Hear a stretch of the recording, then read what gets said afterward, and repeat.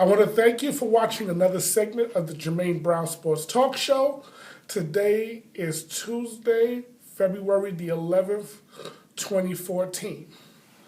I want to talk about two topics in particular.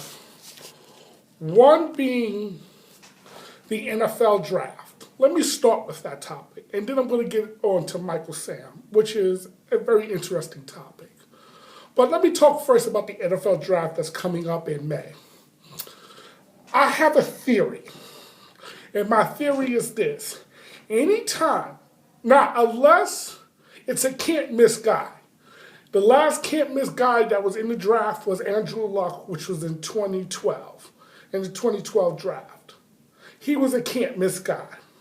That means he was going to go number one no matter what team fell at that position.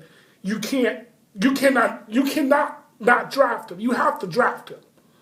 Because he's one of those guys who everybody projects you can just pencil him in for the next 10 to 15 years. Easy. Okay? So unless you have one of those guys, never trust what a team or the media puts out about a particular player. I found out in the NFL, they're very deceptive in the way they do things. For instance, let's talk about this year's upcoming draft. There is no quote-unquote can't-miss guy in this year's draft. There's a lot of talented guys, some potential franchise quarterbacks, some potential franchise players. Okay? Right now, the names most talked about is three. Three particular names most talked about. Jadeveon Clowney, the defensive end out of South Carolina. Then you have Johnny Manziel, the quarterback out of Texas A&M, and Blake Bortles, the quarterback out of the University of Central Florida. Okay? Those are the three guys that's most been talked about. Now, the owner of the Texans, Bob McNair, recently put out, he would love to pair. He's excited about the possibility of pairing Jadeveon Clowney on one side and having J.J. Watts on the other. And though that would make a formidable tandem, and I'm not saying that Houston doesn't need J.J. Watts. I mean, not J.J. Watts, I'm sorry. I'm not saying that Houston does not need Jadeveon Clowney, but they need a quarterback. And the one thing we've learned, especially in today's NFL, without a quality quarterback, a competent quarterback, you cannot win in this league. You could have the most stout defense. The Jets have a pretty good defense, folks. The Jets' defense was ranked in the top 10. The problem is their offense was ranked in the lower half of the league. Okay? Detroit's got a pretty good defense. The problem is the turnovers killed them. So if you're not getting good play on the offensive side of the ball, particularly from your quarterback position, you really cannot win. I mean, Houston has had good defenses for years and yet could not win. Because why? Matt Sharp just wasn't up to snuff. Now, that being said, Bob McNair talked about pitting Jadeveon Clowney on one side, on one end, and having J.J. Watts on the other. And like I said, that would be a great tandem, but they need a quarterback. And not only that, just by the fact that the owner mentioned Jadeveon Clowney, excludes him from being the number one pick. He will not be the number one pick unless Houston moves out of that position. Then it was also mentioned by scouts and some people close to the organization that they are interested, or they have to take Johnny Manziel because he's a Texas native, a Houston native, and you can't pass up on a Houston, Texas native. They did it once before, and guess what? They're going to do it again. Johnny Manziel is not going to Houston. That's my belief because the fact that they mentioned his name. Then there was also talk about, they're also looking at Blake Bortles out of UCF. And though Blake Bortles physically fits the billing, I don't really know his game too tough because I haven't watched any of UCF's games. But from what I hear, he fits the billing. But just by the fact that his name was also thrown out there as a player that Houston is extremely interested in, tells me he's not going to be the quarterback of the Houston. They're not drafting him. Here's the guy who I think this is just a prediction. But here's the guy who I'm telling you right now, Houston's going to be looking to draft. And it's the name nobody's talking about. But to me, skill set, he's better than any of those other two that I just mentioned, Blake Bortles or Johnny Manziel. And that's Teddy Bridgewater. Because why? No one's talking about him. And usually it's the guy that no one is talking about is the guy who they usually snatch up. Let's go back a few years ago to the 2006 NFL draft. Okay? Going into that draft, okay, after you had that classic USC Texas game, Rose Bowl game that where Vince Young ran in for the touchdown and Texas won the national championship. Everybody was talking about Houston, which had the number one pick at that time. Okay? That was the last time that they had the number one pick. So let's go back to that, because that serves as a perfect example of what I'm talking about. There was talk of Houston going with either Reggie Bush or Vince Young. Those were the two names that was thrown out there. But Bob McNair kind of gave you the hint that they wasn't going in that direction when he said, and I quote, well, we're dealing with Peyton Manning, and we got to find a way to stop him. So that kind of was a clue that they was looking on the defensive side of the ball. But nobody was mentioning Mario Williams. That wasn't the name that was ballyhooed. That's why when the name came out on draft day, it was announced that they was taking Mario Williams, it surprised everybody. Some people even said that was one of the dumbest decisions Houston made because Houston needed a quarterback. But they were still paying David Carr good money. But they felt that they needed to go on the defensive side of the ball with going with Mario Williams. But the point was, nobody was talking about Mario Williams as the number one pick. Mario Williams was not the most talked about guy going into that draft. Yet it turned out he was the number one pick because why? Everybody else was looking left when Houston was looking right. That was the key. It was a diversion. So I notice teams do this all the time. Let's go back to the 2007 draft. See, this is the perfect example of what I'm talking about. Brady Quinn was coming off an excellent season there at Notre Dame. You know, the quarterback there in Notre Dame. He was coming off an excellent season. And everybody was saying, oh, he's the hot quarterback. Well, Miami told him, based off what he said and the way he acted, because Miami was the number 19 in that draft. Okay, they were number 9th. If my memory serves me correct, they were number 9th.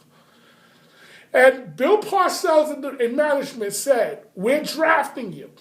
So when came time for Miami to pick, he started to get up and straighten out his tie when they picked someone else. You had to see the look on his face, a total shock. Well, what happened? You said you was going to pick me. That's why I say don't ever trust what teams put out. They fool scouts, they fool prognosticators all the time. This is why when Mel Kiper or I keep forgetting the young guy's name, but anyway, when they put out their draft, or Todd McShay, when Todd McShay and Mel Kiper put out their draft boards, a lot of names the names they get correct, it's just the order isn't. There's always a surprise or two because why? Teams are never really honest about who they're going to draft. It's the guy who they're most quiet about, that's the guy to look at as to who they're going to draft. The guy who they're putting out publicly, that's the reason I believe they do that, is to entice the teams below them. To say, oh, I got to have that guy. That's the guy I want. Okay, what do you want for me to draft? I mean, to move up to your position. And so teams will overpay for that particular player. That's why teams do that. I call those smoke screens. Okay? And a smart GM knows it's a smoke screen. If a team is touting a guy so much, then why not just draft? Why tout him? Just draft him. There's no need to tout him so much. Draft him. If you are really in love with that guy, draft him. Let's go back to last year's draft. Geno Smith was told, and his agent was told, that he would he would fall no further than fifth in the draft. Now, why? Now, he put that out there. Now, he should not have put that out there. He was dumb. That was a dumb move on his part. He was wrong for putting that out there. But nonetheless, he put it out there. Nonetheless, some GM or some head coach told him, we're drafting you. And it had to be the team in the top 5. Because you're not going to say that if somebody didn't tell, with some supposed to be credibility, didn't tell you this. So somebody told him this. And what happened was, he was not drafted in the top 5, and you should have saw the expression on his face. It was classic, like, I cannot believe this. I'm dropping in the draft. And he ended up going in day 2 of the draft, which is the second round. Because now, before it used to be the first and second round was day 1. Now it's the first round is day 1, the second round and the third round is day 2, and so on and so forth. But he was really disappointed because he felt lied to. And all this just tells me is never trust what teams or so-called scouts put out there. Now, when we come back, I am going to talk about Michael Sam because this is a very interesting topic. And I'm going to say something that might be a little controversial. I'm going to call him somewhat the Jackie Robinson of his sport. And I'll explain to you why in a minute. Welcome back to the Jermaine Brown Sports Talk Show. Today is Tuesday, February 11th, 2014. Michael Sam is a very interesting individual. He basically plays defensive end, or that's his position currently. He played for the University of Missouri. He's a very good player. He was MVP or co-player of the year for the SEC. Okay, keep those things. That means this kid can play. But that's not the reason why everybody's talking about him. Everybody's talking about him because, and why I'm calling him the Jackie Robinson of his sport. Let me back up here. The other day, I was watching the movie 42. Okay? It's the story of Jackie Robinson, where the owner of the Brooklyn Dodgers took a chance by integrating his club or he wanted to bring on an African American into his club. He wanted to integrate the sport of baseball. And he knew there was going to be some pushback, some blowback by doing that. Because why? At the time, in the major leagues, all the players were white. There was no African American players. Now, and then he chose Jackie Robinson, and the rest is history. And there was some blowback by him doing that.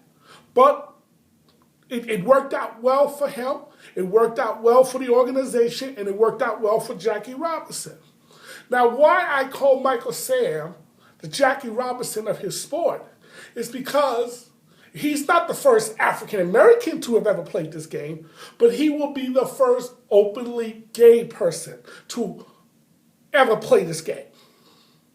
Because no other player has ever, while playing the game, and he's going to be the first doing it before he even gets drafted. So he's really an original. No player has ever come out publicly while he's playing the game and says, I'm gay. Okay? No player has ever done that publicly. But he's going to be the first to do it even before he gets drafted. Now, let me speak on this particular topic. Because what's controversial about it is because in some quarters it's accepted, and in some quarters it's not. And let me speak frank, and let me speak as a personally speaking, if the NFL was a church league, which means a league made up of just Christians, okay? God-fearing, holy Christians, I would have a problem with Michael Sam coming into the league. But the league is not made up of just Christians. The league is made up of a conglomerate of people. It's like any other workplace. Okay? It's a job, folks. It's like any other workplace. On your job, you got people who are gay. You got people who are fornicators. You got people who are adulterers. You got people who are Christians. You got people with all different type of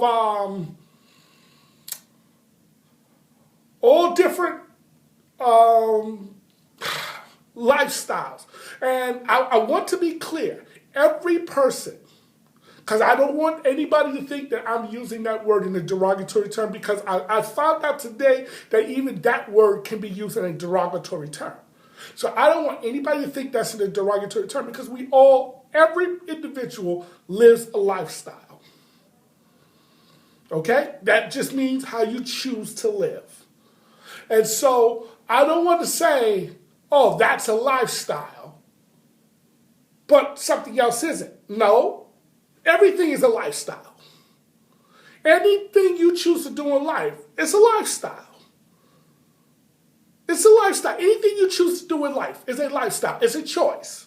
Now, that being said, for some coaches to come out and say, well, I don't know how the locker room is going to be perceiving this. I don't know if we can deal with this. This may be a distraction. Let me say something to those coaches.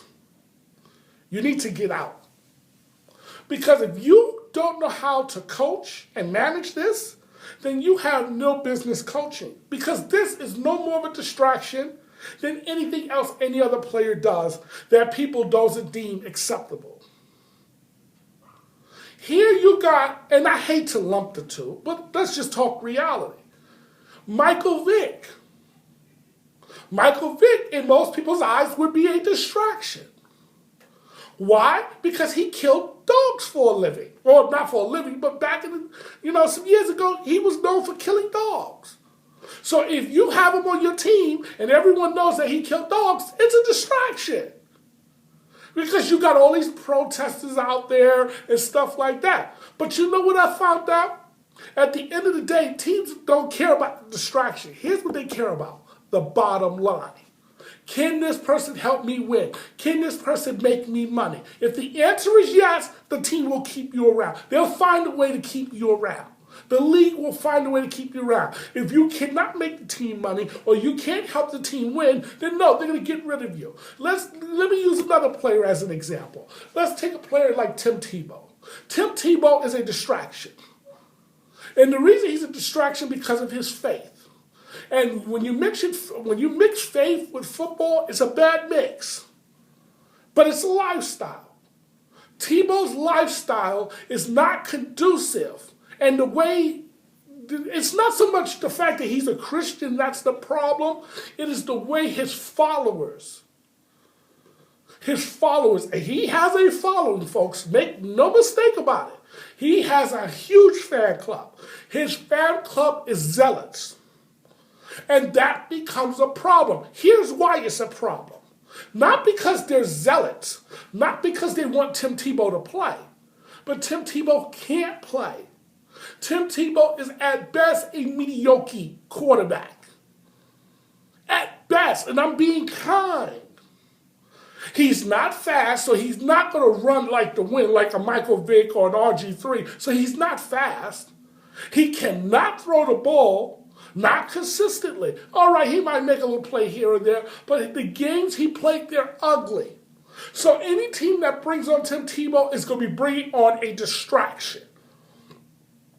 But to me, Tebow is more of a distraction than Michael Sam. Because why? At least Michael Sam can play. So therefore, the only thing people is questioning is his homosexuality. To me, that has nothing to do. Or I mean, not his homosexuality. I'm sorry. People's questioning his sexuality. But it has nothing to do with his play on the field. When people ask these questions, it has nothing to do with his play on the field. Because why? His play on the field merits him being in the NFL. He can play. So to me, for a GM to ask him, is he gay, is just as stupid as another GM who happened to ask Des Bryant, is his mother a prostitute? That is an inappropriate question to ask. And then this GM is wondering why he got his money, why he's out of a job. You're out of a job because instead of you doing the right thing and in your evaluation and bringing in the right people, which Des Bryant could have helped Miami greatly. But instead, this GM wanted to be real smart and funny. So he thought, well, let me see how this guy would react when I ask him, is his mother. That is an inappropriate, to me, he should have been fired right then and there. And Stephen Ross, and I'm talking about Jeff Ireland, Stephen Ross could have saved himself a lot of time and money if he would have fired Jeff Ireland right on the spot. Because here's why. A good GM cares about one thing and one thing only. Who do I bring in to help my team win? What do I need to help my team win? You know you needed a wide receiver. Des Bryant was the best wide receiver in that draft. Excuse me. And it wasn't like he was a troublemaker off the field. So he didn't have what they would call real character issues, per se. Not the type of character issues that you say, oh no, I can't draft this guy. And guess what, folks? This is not a Christian league. We're not dealing with choir boys. Everybody's going to do a little something. That's just the way it is. Okay? Not everybody lives a clean lifestyle. That's just the way it is. Again, key word is a clean lifestyle. And when I mean a clean lifestyle, I'm referring to being a Christian. I'm sorry, you're not going to have a team full of those. And you really don't want a team full of those because here's why. At the end of the day, you're not going to win.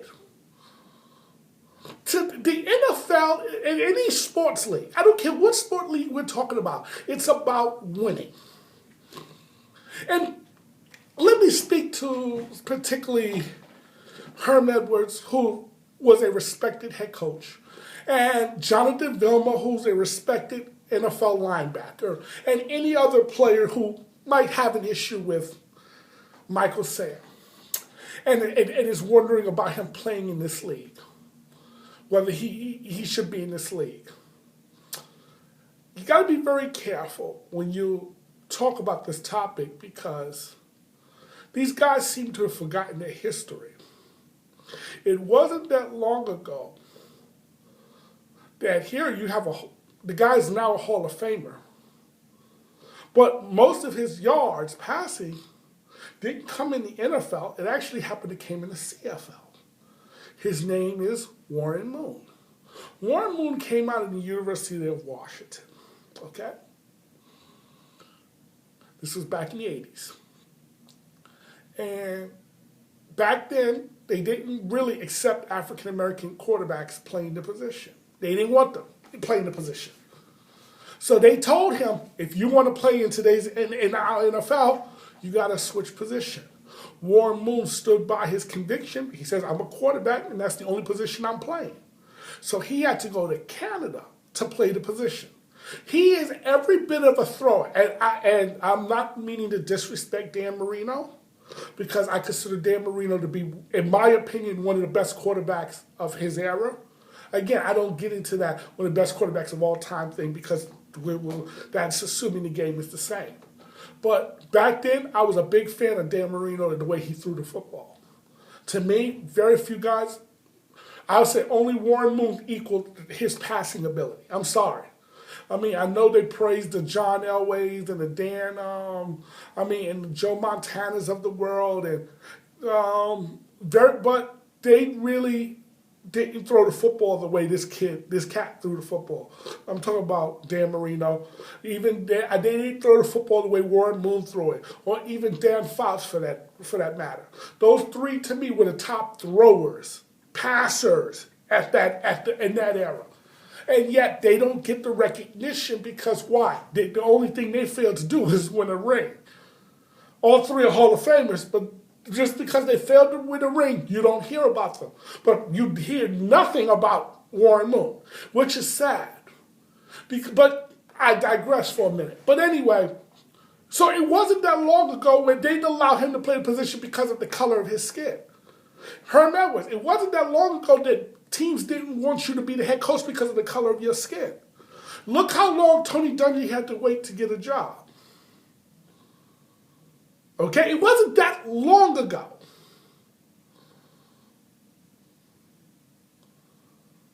Okay? It wasn't that long ago when one of the first questions that was asked to Doug Williams when he was getting ready to play up against the Denver Broncos in the Super Bowl, it wasn't that long ago when they was asking him, what is it like to be a black quarterback? It wasn't that long ago.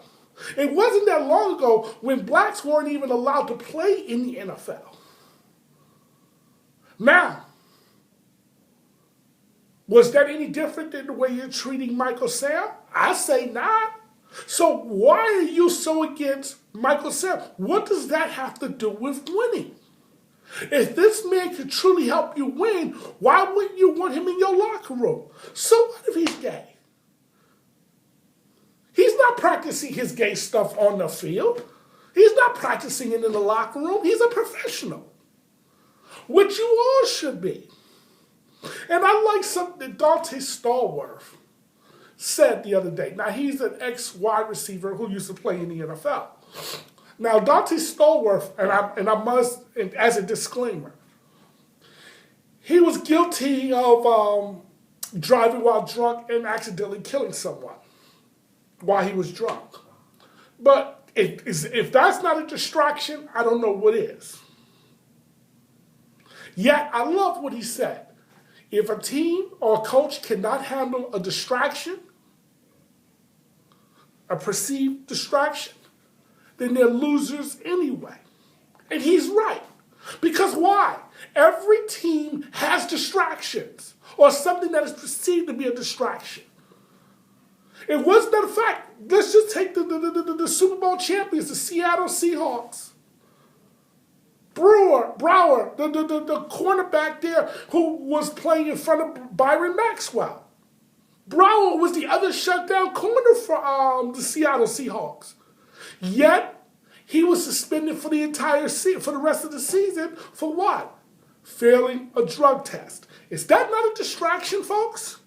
Here you're losing one of your top cornerbacks. Now, that would affect, by Herm Edwards, oh no, the distraction, we can't have that. It would have done. That means you would have just given up on the season? No, you still got to coach the season. Distraction and all, you still got to find a way to coach the season. Oh, but the media, how? Okay, let's talk about the media. Let's talk about the media how. Let's go back to the Super Bowl that the Ravens won.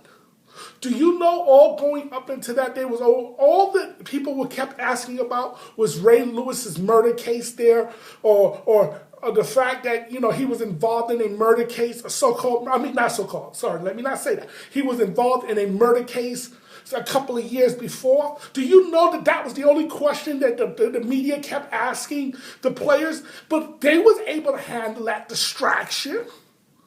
So why can't you handle that distraction of Michael Sam? Which one is worse, having to answer questions about a gay person or having to answer questions about somebody who was involved in a murder? Which one is easier to deal with? Or allegedly involved in with a murder. Let me say it that way. Because he was never convicted of murdering anybody. He was just convicted. He was convicted of other crimes regarding that incident, but he was never convicted of murder. But he was allegedly involved in the murder, with the murder investigation. So which one is easier to answer? Questions about somebody's sexuality or dealing with questions about somebody who was involved in a murder investigation? Which one's easier to handle? Yet Baltimore was able to handle it and still kick the Giants' rear ends and on that Super Bowl Sunday. So don't tell me you can't handle distraction. That's ridiculous. So what was Baltimore supposed to do? Well, Ray, this is a distraction to the team. And we can't concentrate on the Super Bowl because, they keep asking us about the murder case a couple of years before. So, you know what we're going to do? We're going to cut you. Do you think Baltimore took that route? No, they would have been foolish to take that route. Hell, they might have not won had they took that route. He was their best player. He was definitely their most inspirational. He's their motivator. You're not going to get rid of that guy because he was never convicted of murder. Okay? This is just the reality. Yet Baltimore was able to handle it. So don't sit up here and tell me the media questions you can't have. Please, if the media don't control your team. You control your team. You control what comes out of your team, what comes out of the mouth of your team. You control that. You can control what the media gets. Teams that go by what the media say, they're losers. This is why they're losing. Because why? They care about what the media has to say. Instead of just run your team the way you see fit. Okay? Bill, do you think that if Michael Sam went to New England, that they're going to allow those reporters to ask them questions all year long or all summer long about his sexuality? No. They will allow that question to be asked once, and then after that, they're going to say, all right, move on. Don't ask it again, because if you do, we're going to just ignore you. Or we'll just give the stoic answer, and after a while, the media person will get the hint, and they'll stop asking it. See, that's how you handle a situation like this. Don't make a mountain, as we say, a mountain out of a molehill. It's not an issue. His sexuality is not an issue. Like you said, look, in every locker room, you got someone who's most likely gay. Just because they didn't come out the closet, as they like to say, or as the common phrase is, or they haven't come out publicly, doesn't mean it's not gay. They're still gay. They're still gay. So, you still got to deal with it. The team got to deal with it. So you sound silly when you say, oh, I don't know if I can have a gay person in the locker room, or I don't know if I can play with gays, or I don't know if I can coach gays, or I don't know how my team going to handle gays. Then you got a team that's full of immature idiots. Because here, the Missouri Tigers, the players on there, the coaching staff on there knew that Michael Sam was gay. So when he finally told them, they said, told us something we don't know. We already knew that. We figured that. Yet they were able to handle it. They were able to be mature about it. So what are you telling me? College players are more mature than NFL players? And NFL management and coaching staff? Oh, is that what you're telling me? They're more grown-ups than the grown-ups? Then I got to question you guys' professionality. Are you real professionals? Because if you're in a professional workplace, you don't really care about the lifestyle of your coworker. You're there to get the job done. In this case, in the NFL, getting the job done is about winning. You're there to win. If this man can help you do just that, why not have him on your team? And to me, for you to sit there and say, well, I don't want him on my team because he's gay, well, then you know what? I don't want you as my head coach, or I don't want you as my GM, or if you are a player, I don't want you on my team, because why? You're not about winning. You're about all that extracurricular stuff that has nothing to do with winning. Because what he does in his off time has nothing to do with winning. Has nothing to do with how he performs on the field. His sexuality has nothing to do with how he performs on the field. Nothing. It has nothing to do with how he performs on the field. So therefore, it should not come into play. And for any GM who makes it an issue, that GM does not deserve to keep his job. That GM should be fired. If the owner is smart, you fire that guy and fire him immediately, because he's the wrong guy running your ball club. And you'll only find that out years later when you keep losing. There are reasons why some teams continue to lose, folks. There are reasons why some teams can never seem to get it right, folks. There are reasons why. And usually it always starts from the top. There's a problem at the top. That's where it starts, and it just filters its way all the way down. Because the top is not correct. There's a problem at the top. Okay? It's just like the Jets. You brought in the distraction, Tim Tebow. Why did I say that was a distraction? Because you knew, first of all, you're going to bring Tim Tebow here knowing he has a legion of followers. Not only outside the sports world, but also within the media. He has a following. And for you to not play him was the dumbest thing. Why did you bring him here? You gave up a good draft pick, fourth round pick, which turned out to be Tratheon, the linebacker there for Denver, who was very productive this year, by the way. That was a pick that they used that the Jets gave them.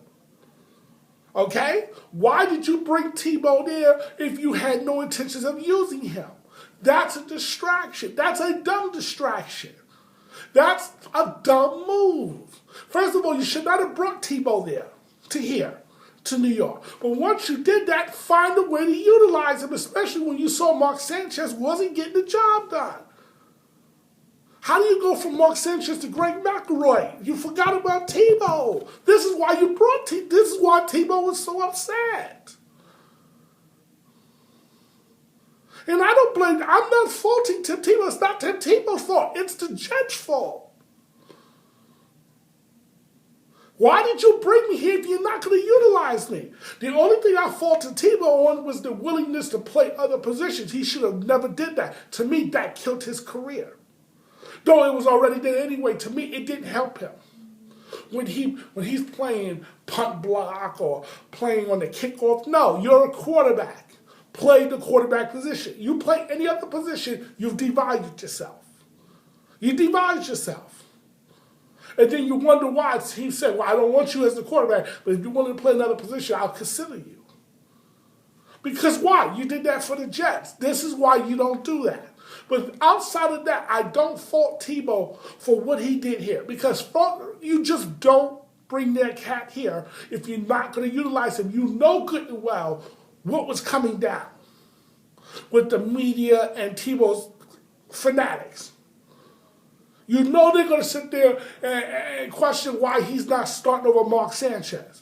Now, Sanchez is the better quarterback, but he wasn't playing like the better quarterback, and he wasn't winning. So it would not have hurt you to have given him that opportunity and said, well, let's see what Tebow can do. That's what Denver did, and they was able to parlay it to an 8-8 season, making the playoffs and knocking off the Pittsburgh Steelers in the first wild card round.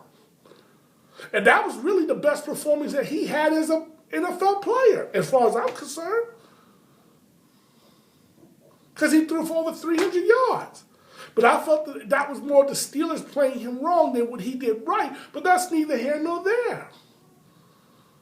But John Elway couldn't wait to get rid of him. Why? Because John Elway knew he could not win with Tim Tebow.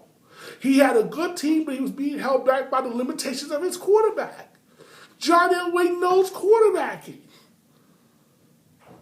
So what does the Jets do? The Jets said, well, let us take him on, and we'll give you some draft choices on top of it. John Elway stole it. They said, okay, if you're dumb enough to take, thank you.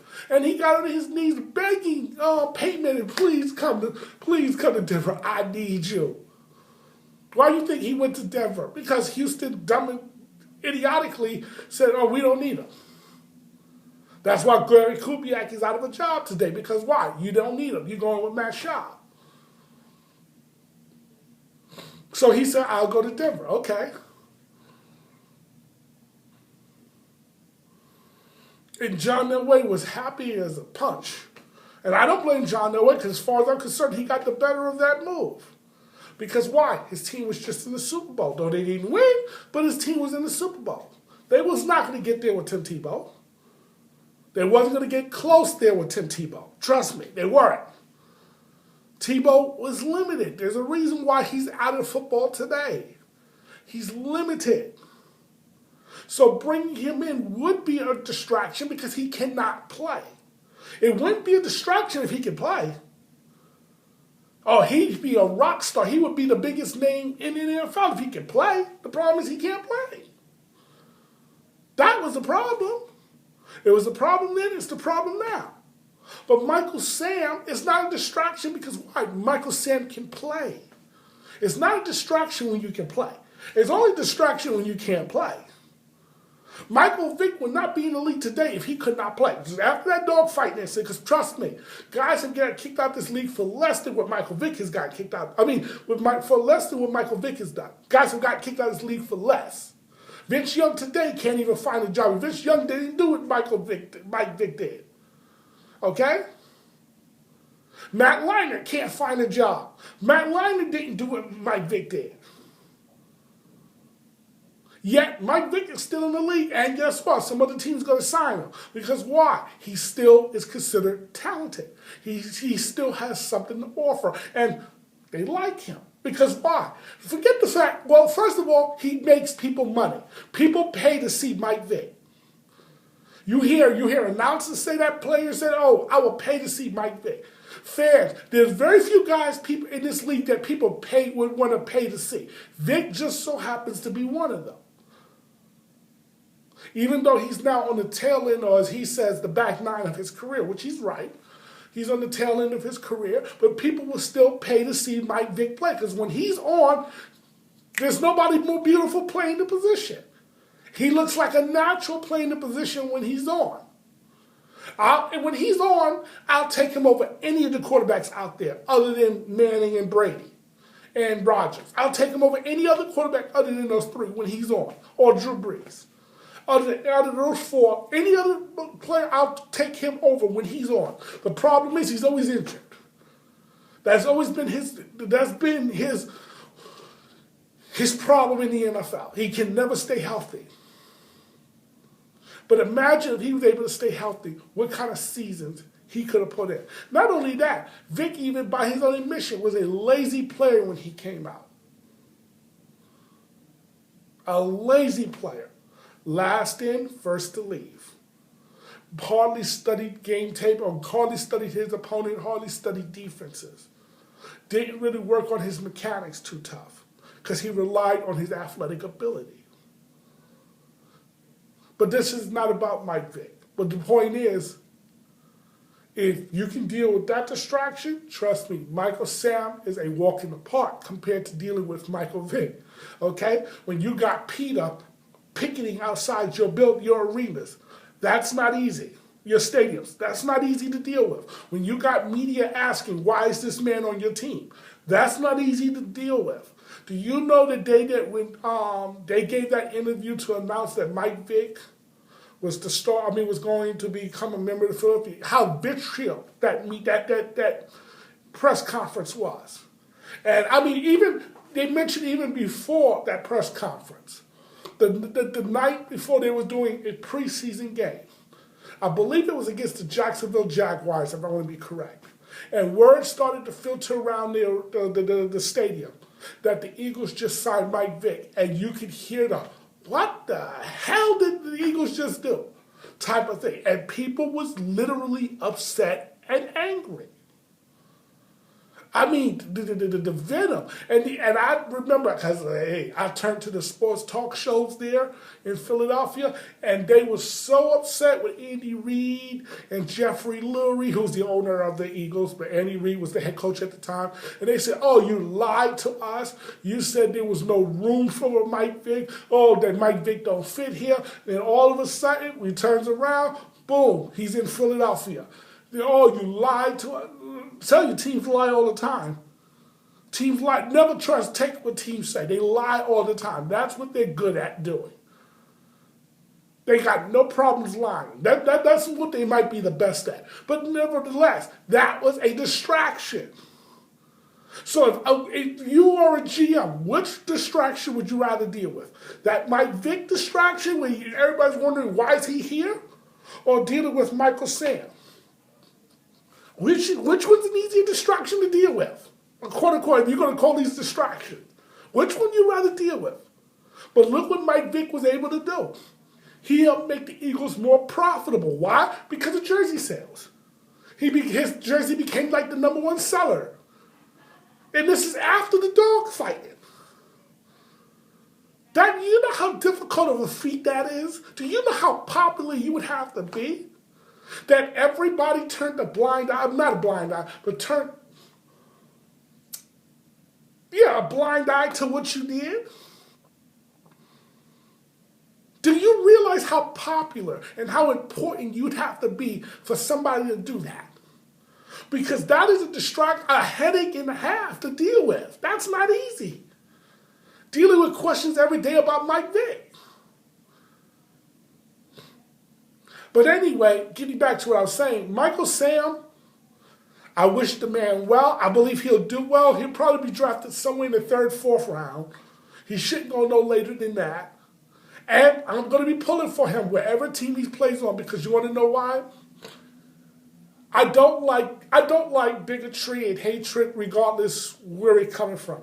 Whether it's towards somebody's religion, whether it's towards somebody's nationality, the color of their skin, nationality, whether it's towards somebody's sexuality. There's no room in this world for bigotry, period. And so, yes, if he is successful, more other players will come out and openly admit that they're gay.